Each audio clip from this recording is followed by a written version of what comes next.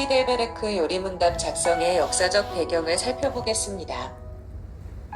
하이델베르크 요리문답은 1563년에 독일 제국의 팔츠 연방국가를 다스리던 선제후 프리드리히 3세의 명령으로 궁정설교자인 카스파르 올레비아누스와 하이델베르크 대학 교수였던 자카리아스 우르시누스라는 젊은 신학자에 의해 작성된 것으로 알려져 있습니다. 당시에 독일의 상황은 종교개혁의 영향으로 신교와 구교 간의 종교전쟁을 치른 바 있었고, 또한 개신교 내에서는 루터파와 개혁파 간의 일치를 보지 못한 성례에 관한 문제로 분쟁이 끊이질 않고 있는 가운데 큰 혼란을 겪고 있었습니다.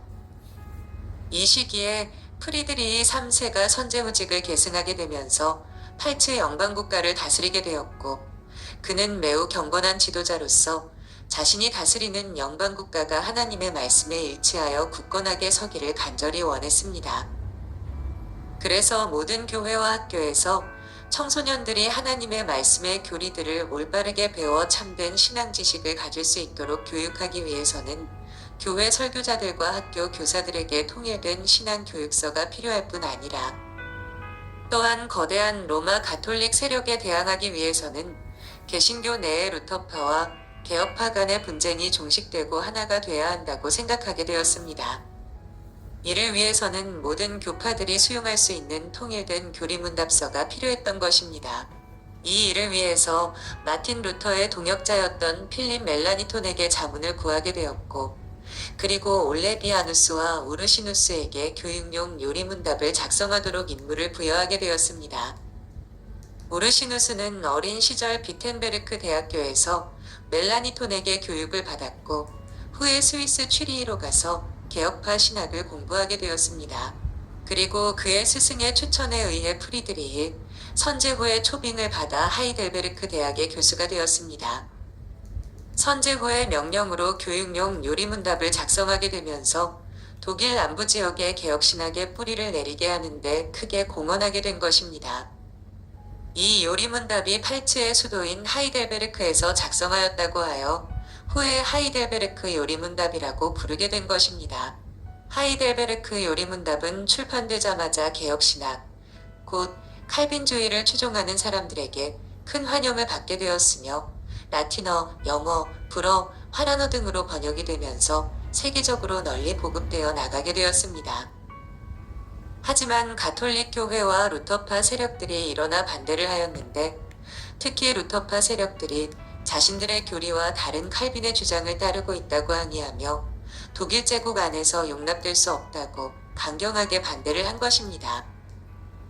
이들의 반대로 인해 1566년 1월 프리드리히 선제후는 막시밀리안 황제의 소환을 받아 아우크스부르크 제국의회에서 그의 신학 사상 검증을 위한 신문을 받게 되었고, 폐위될 수도 있는 위태로운 상황에 처해졌었습니다. 그러나 선제후는 반대자들의 공격에도 흔들림이 없이 담대하게 자신의 신앙을 변증했습니다. 자신이 아우크스부르크 신앙 고백서를 진심으로 따르고 있다는 것과 자신은 한 번도 칼빈의 글을 읽어본 적이 없으며 요리문답이 성경의 가르침에 위배된다면 얼마든지 거부하겠다고 선언하였습니다.